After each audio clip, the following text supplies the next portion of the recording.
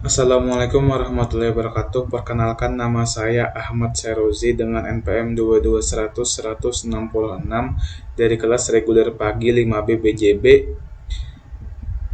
Jadi di sini saya akan menjelaskan terkait translator atau penerjemah bahasa.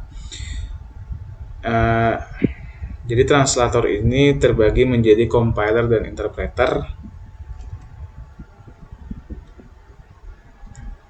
Oke, di slide kedua kita masuk ke pembahasannya, yaitu translator yang terdiri dari compiler dan interpreter.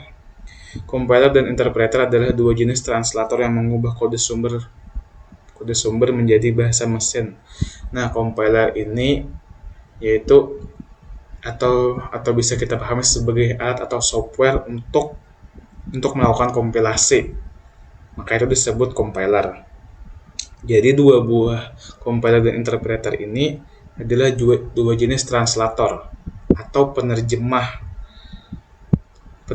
yang mengubah kode sumber. Kode sumber itu termasuk coding atau bahasa pemrograman yang sering kita ketik gitu. Jadi kode sumber itu berisikan seperti halnya metode, kelas, subjek, dan variabel gitu, yang mengubah kode sumber menjadi bahasa mesin. Jadi kode sumber ini bisa juga sih seperti kayak pemrograman bahasa tinggi gitu loh, yang kita ubah menjadi bahasa rendah atau yang sering kita sebut sebagai bahasa mesin. Oke, yang selanjutnya compiler. Compiler menerjemahkan seluruh kode sumber sekaligus. Jadi bisa kita pahami compiler ini lebih fleksibel gitu loh untuk digunakan karena dia langsung um, menerjemahkan seluruh kode sumber atau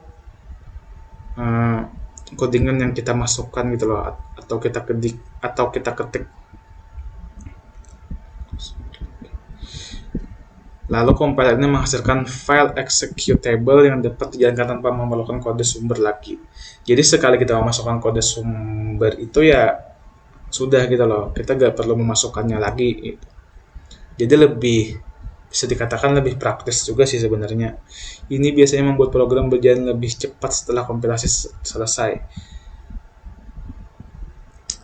Jadi program yang kita buat itu setelah kita lakukan compiler itu atau kita lakukan kompilasi, maka programnya itu berjalannya itu lebih cepat gitu loh dibandingkan kalau kita nggak compiler program yang telah kita buat tersebut.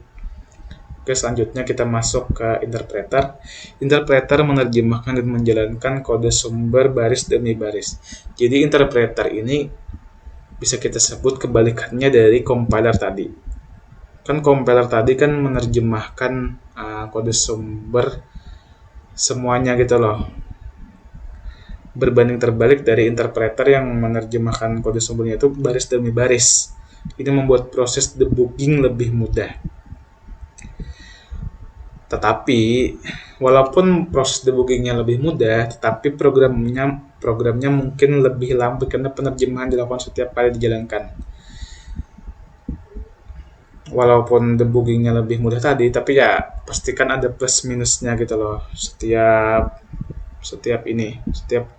materi ini. Mungkin program yang kita buat lebih lambat gitu loh, karena dia menerjemahkan kode sumbernya itu ya baris demi baris gitu loh, nggak secepat penerjemahan kode sumber dari compiler tadi. Maka dari itu ya, dari kedua ini yang compiler dan interpreter ini ya masing-masing mempunyai kelebihannya dan kekurangannya masing-masing gitu loh. Bisa memakai compiler untuk ya melakukan yang lebih praktis gitu loh. Bisa juga ya, interpreter gitu loh. Terima kasih. Ya mungkin itu saja yang dapat saya sampaikan.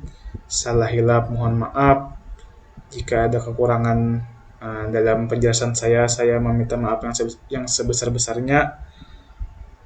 Wabillahi taufiq wal hidayah. Wassalamualaikum warahmatullahi wabarakatuh.